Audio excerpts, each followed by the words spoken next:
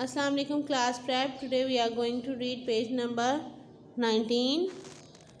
तो आज हमने फ़े का जो है इस्तेमाल पढ़ना है। फ़े अलिफ फ़ा, काफ अलिफ का, काफ अलिफ का, गाफ अलिफ गा। फ़े की आदि शक्ल है ये।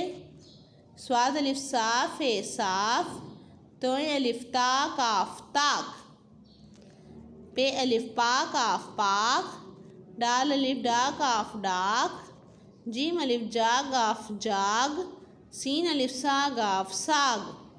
ठीक है। उसके बाद है फ़े अलिफ फ़ा शीन फ़ाश, काफ अलिफ का शीन काश, काफ अलिफ का रे कार। तो आज हम इतनी रीडिंग करेंगे, इसको अच्छे से यहाँ डेट मेंशन कर लें। फ़े अलिफ फ़ा, काफ अलिफ का, काफ अलिफ का, गाफ अलिफ गा।